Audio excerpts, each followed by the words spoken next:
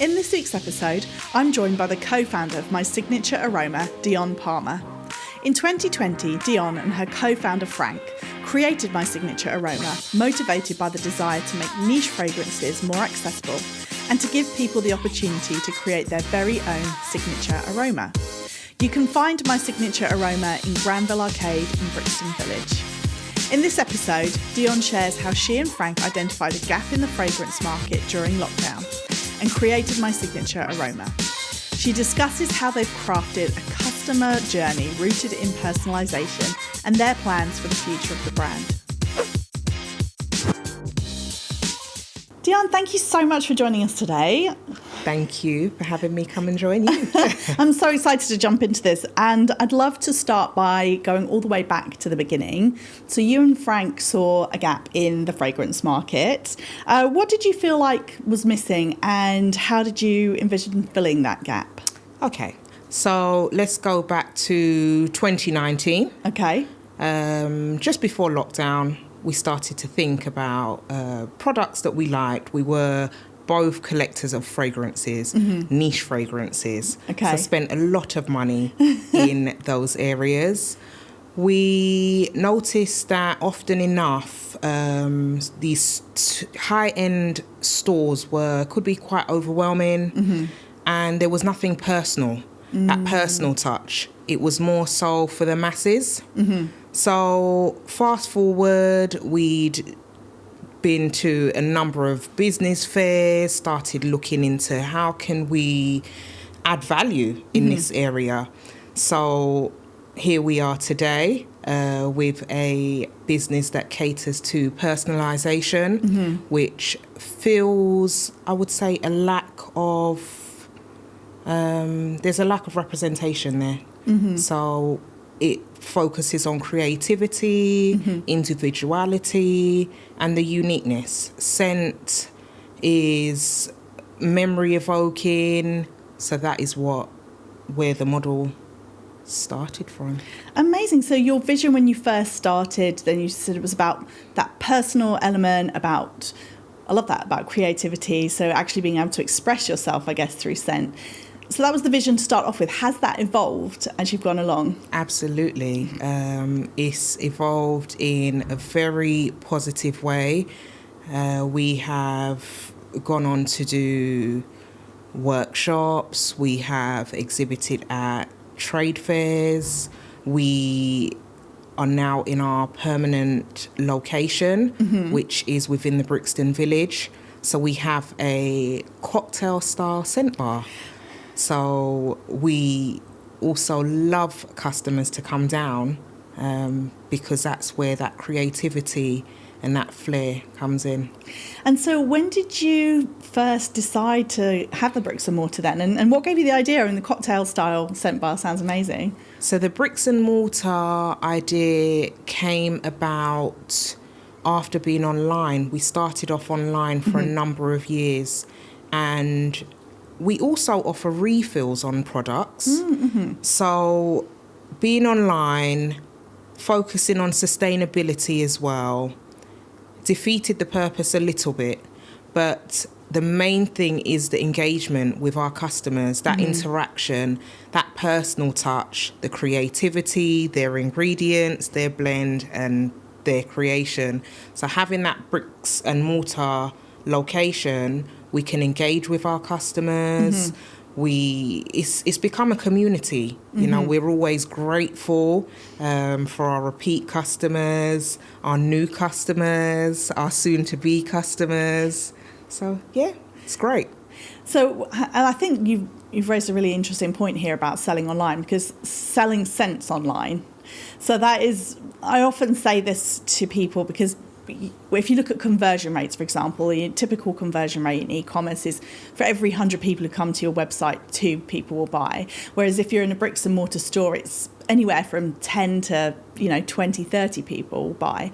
And often I'll say to people, it's because, online, you're not using all 5 of your senses, right? You're just seeing the item. And the challenge is that you've got to in your description or somehow describe things, how it smells, how it feels, so that they can engage with it in a way that you can in a bricks and mortar space. You're talking about selling a fragrance, which is like, that's the number one blocker, right? If you're selling online, how did you find that experience of trying to sell fragrance online? You have to really work hard to explain what it smells like. Absolutely. What we also done was we have had our website developed in a way where the fragrance notes are shared, but agree it is a lot more difficult online unless they know exactly what they want. Coming down, they are able to engage in that sensory experience as well, making changes, tweaking, and making things completely bespoke. So for me, it always wins over the online presence. Our online presence is great, and it continues to flourish, but we have customers that they just want to come down. They are local, some come from very far, could be trade events that they've met us at, and that is also the best conversion, where someone we've met a couple of years ago, they say, I finally made it. That is, it's really good. It's very fulfilling. And they always leave happy. Someone returning, that says a lot. They're happy with what they have. And customer care is something that we're able to give in person as well, and build relationships, which we do with all our customers. Amazing. And the idea for the cocktail bar? Yes. Where did that come from? It was a little bit of, would we say, similar to creating your pizza, or even going into a bar and picking your drink, having a chat with your alchemist or whoever's making your drink, having a chat, finding out, what they like, what they don't like. For example, some may say, oh, actually, I don't like mint as a garnish. So that's where it came from. We also wanted it to be fun and interactive. That is what we strive for in everything that we do. And we have customers that come, they want to record as it's being done.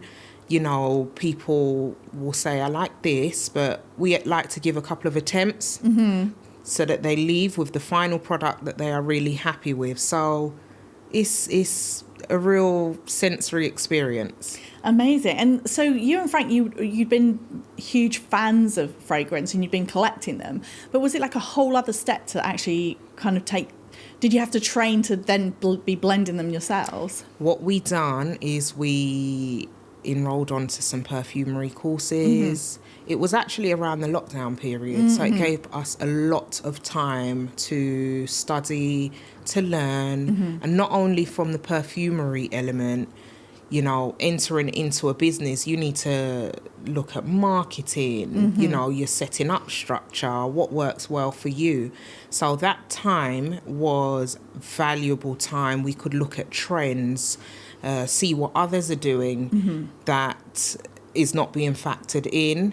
And what we have tried to do with all that data and all of that information is bring a model where we've factored in the many things that we feel is lacking in the fragrance industry. Right. So that's where, as much as even our expansion, we've got a variation of these products.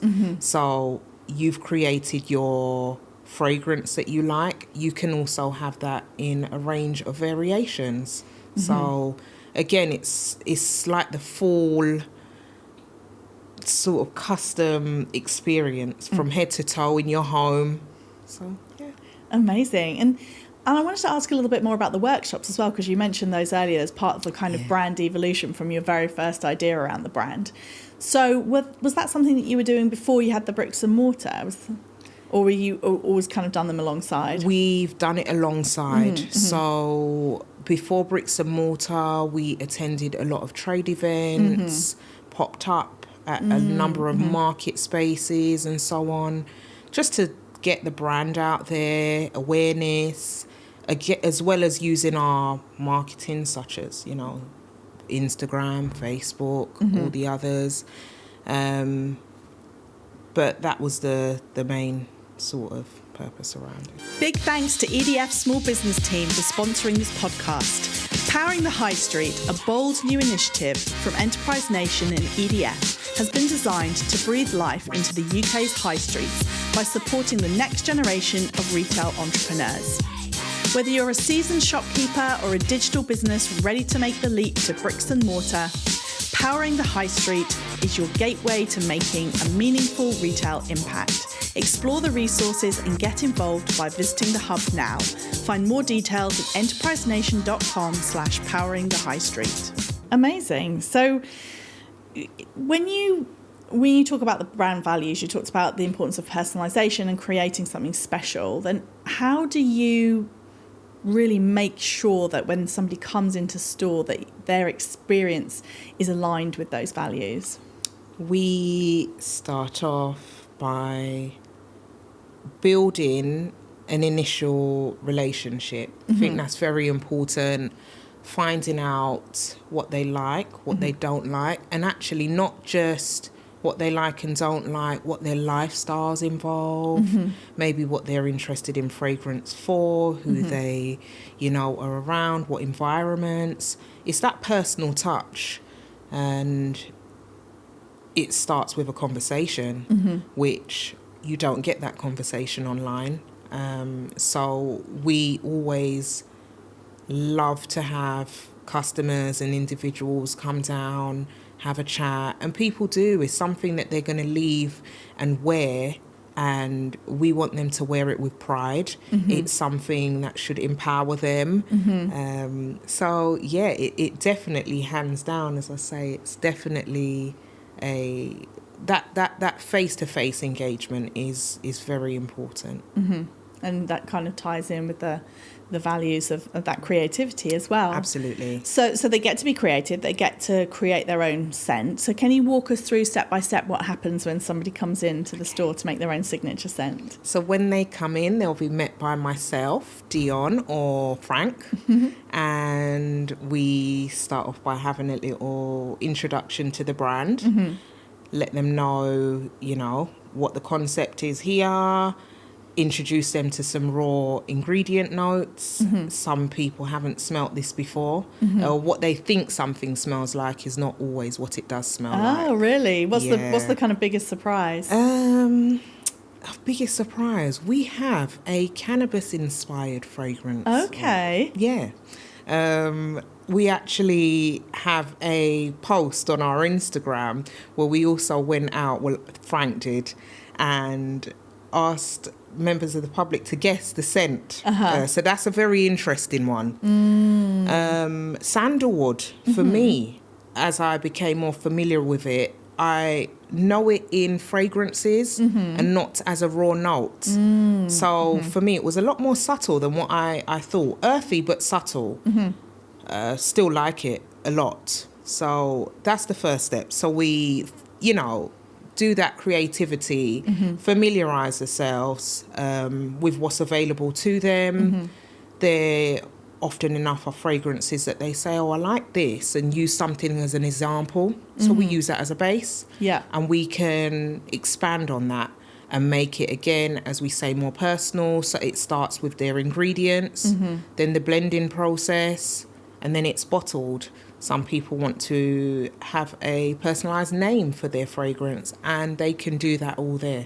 So you kind of introduce them to the notes. Maybe you find out what perfume absolutely kind of like main brand perfume they wear, that so that you kind of get a sense of the kind of thing. Absolutely. We also try to introduce them to new things as well, to sort of broaden the horizons and make it unique and and almost very niche to them. Mm-hmm. So that is what and once you've got that as your base, as we say, we go on to the blending. People like to record as it's being blended for them, bottled for them. It's just a fun experience for them. It's like Build-A-Bear for adults. It really is. Or, picking out your own cocktail. Yeah. So we do, sometimes we hop from one side of our scent bar to the other. Mm-hmm. the raw ingredients, comparing them to actually we have things like apple that has, you know, been extracted. We've extracted. So just giving people that visual. We expand on it a lot more when individuals do our workshops. So yeah. So with the workshops, then it's a similar setup, but you're kind of doing it in a group setting. I'm sure that gets very fun, and everyone's like smelling everyone else's blends. It really is. It's a lot of fun. They also learn. So there's the perfumery side, the history of perfume, etc., that they learn about, familiarising themselves with fragrance notes, fragrance families, which sometimes people don't know. So we like to bring that educational side to it, as well as that interactive, fun and engaging. People are often comparing, I don't like mine, I like your one, or what can I add to this to enhance it? So yeah, it's very fun. And in snippet is what we do in the shop when somebody comes to create their fragrance, but we get the expanded version when we have a workshop. And again, they're not only in groups, we do one-to-ones. We have individuals that have come and created their own signature scent totally from scratch, from every single note by gram. Wow. We look at doing bottling for companies that exist already. So you white label for some people, right? Yeah. And sometimes, as much as we're a small business, they are small businesses too. They are just entering into the fragrance world, and it's good to collaborate. So you're manufacturing almost. Yes. Yeah. Yes. And how long does it take someone if they come in to create their signature scent? How long does it take? It depends on them. It really does. Some people can give a descriptor, and based on the descriptor, you can start picking out the notes. And they say, okay, I like that. Yep, you've hit the nail on the head. We've had 1 or 2 attempts, you've hit the nail on the head. Yeah. Others, it can be a little bit more of a lengthy process. If it is going to be that, then we encourage people to attend one-to-one. They'll have their own personalised consultation, and we can take that time to focus on their requirements. Just in a bit more of a personal setting. It can be busy often enough at the scent bar. So we have a location very nearby, a couple of minutes walk away. And that is where a lot of our workshops take place, as well as the personal. So. Right. So they get a bit more time. And is it hard sometimes when people don't have the right vocabulary? Because I imagine with scent, you're an expert. You know all the different scent families. I'm not sure I could describe I don't think I know any scent families. But when people come in and they sort of say, I kind of like something, do you have to almost like translate? Yes, but because we've been doing this for a while, I think that the top thing is actually to have patience. Patience, a little bit of understanding, and to listen to what your customer wants. Yeah. That's the main focus. We want them to leave empowered, happy. They are leaping along the road as they leave with their My Signature Aroma bag. So it does take time, but it's time that, again, actually, if you went into a mainstream high-end shop, you will not get, because they are focused more so on the masses. Yeah. We're not focused on the masses. We prefer to have, even if it's a smaller number of customers, but each one of those customers are totally satisfied with what they are leaving, the product they leave with, as opposed to, I've got it, but it's very generic. And I was on the train and someone else smelled like me. So, yeah. Amazing. Well, I'd love to talk a little bit about marketing. She touched on that earlier, and obviously as a new business owner, it's a steep learning curve. It was something that when you just started, you had to really kind of get to grips with. But what have you found over the years have been your best strategies for driving people to the store and online? Google is great. That's one of the things that's really, really good. We like our customers to also leave reviews. Reviews work really well, especially with their in-store experience. That is a real positive. Social media, in terms of the trends are changing, and also age group. So some that may go on, let's say, Facebook wouldn't be the clientele that you'd find on TikTok or Instagram. Yeah. So it's about catering to all of those needs. We've had individuals that have come down and they have good following and they've, done the odd reel, and individuals have then come and said, I saw you on, this platform. Yeah. So that also works well. But it's the engagement. It's absolutely the engagement. I guess the more you put out in terms of your advertising, marketing, you do generate the interest. People do. It's almost like the fun effect. They'll see it and they may flick off once, twice, and eventually they may say, you keep popping up. We've had a couple of viral moments. Okay. We've had we've had a red flag fragrance reel that does very well. Frank has given directions from Brixton Station into the village. Yeah. That one continues to be a number one. So it's about looking at what meets the needs of our customers as well. But, they seem to like directions, fun stuff. Yeah. Fun and engaging content. I guess people also like to know, they feed into the owners of the brand as well. So that helps. Yeah. So you mentioned your viral moment. So you done a reel where you talked about the top 3 or top 5 red flag fragrances for men. Yes. Which was a funny idea, but it got a lot of traction. It got a lot of traction. It continues to get a lot of traction. It was almost reverse psychology. Actually, the fragrances mentioned in that reel, a lot of people do still come and say, I like. So that's what we sort of went off. It was a little bit of fun. Yeah. And people do. They have come and we've said, okay, so we're going to change it up a little bit. Let's enhance something. Let's change it up. Yeah. Get you a new signature aroma. So it's worked. It's worked. How did you come up with the idea for that? Did it just pop into your head one day? It was Frank. Frank is actually very good with he's got a very creative head, comes from a media management background. Okay. So he has a very creative head, especially in terms of the social media, visions of where he'd like to go with the social media.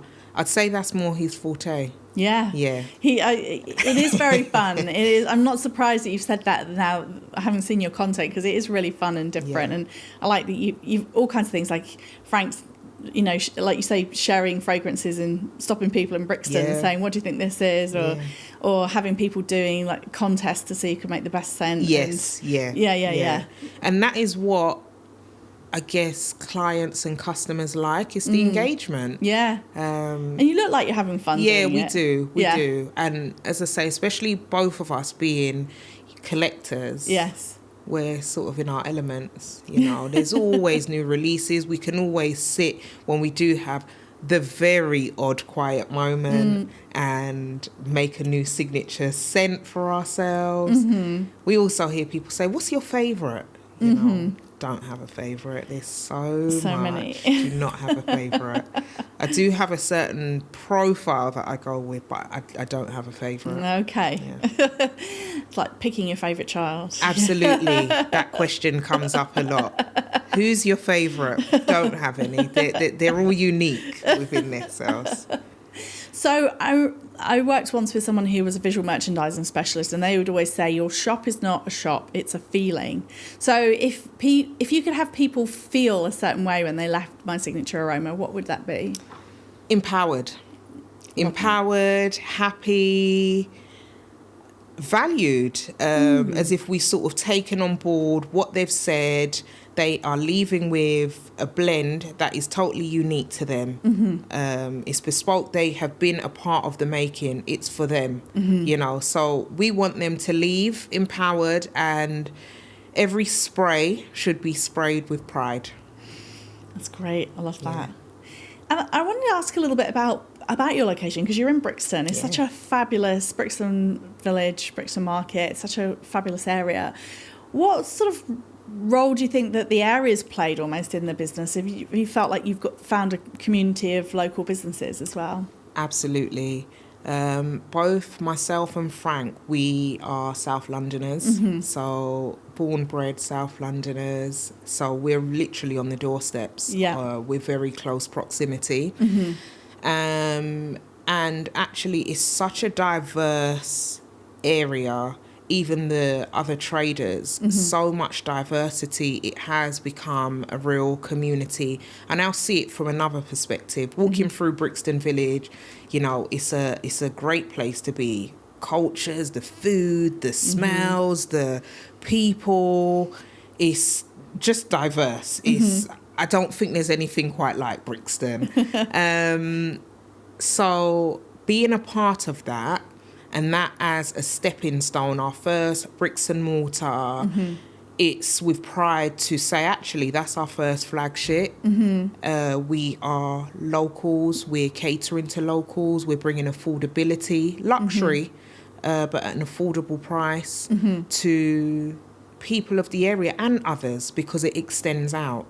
So no better place. We will be expanding into other places that we feel, I wouldn't say the same as Brixton, but other places that we think are nice places to expand in for the foreseeable future. We definitely will be, but Brixton is obviously close to our hearts, and as I say, as locals, meeting the needs of our people, it's great.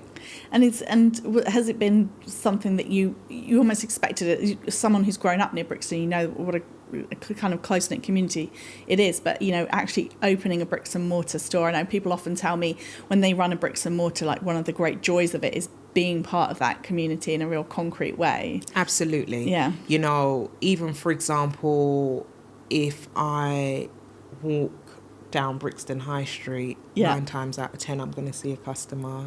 Hi, how are you? You really are, not just with your other traders that you know, or your neighbours, your traders, your customers. It really is like a family. It's home away from home.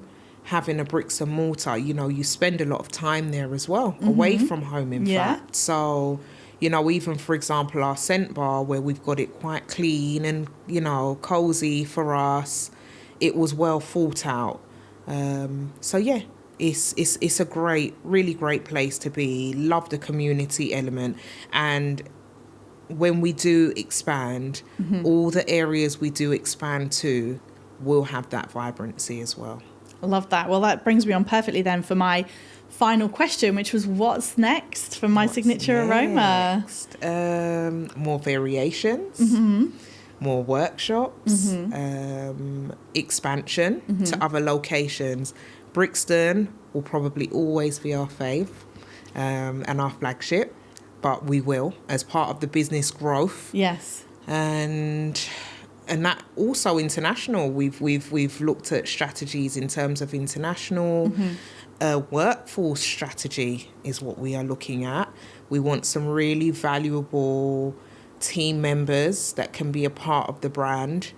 It's done very well with myself and Frank, you know, being behind the scenes and in the forefront.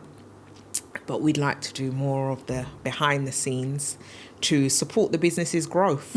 So that would be some of the key things that will be, you know, watch this space, especially over the next, let's say, 6 months. But we'll be doing a lot more workshops, a lot more engagement, continuing with our marketing and, you know, just getting a lot more out there, which I guess previously we hadn't done as much with our marketing So now is a sort of behind the scenes. So as we travel and expand into other areas, we'll be bringing our camera person along. Clients, customers, corporates, everyone can see it. It's a journey. Yeah. It's a journey, and we want everyone to be a part of it. Fantastic. Well, thank you so much for sharing your journey with us, and all the best for the future. Thank you so much. You've been watching the Small Business Retail Sessions podcast, brought to you by Enterprise Nations Powering the High Street Hub in collaboration with EDF Small Business. To learn more about the work EDF are doing to energise small businesses and how they can help you on your journey, head to enterprisenation.com/powering the high street. Don't forget to like the video and subscribe to our channel, and we'll see you next time.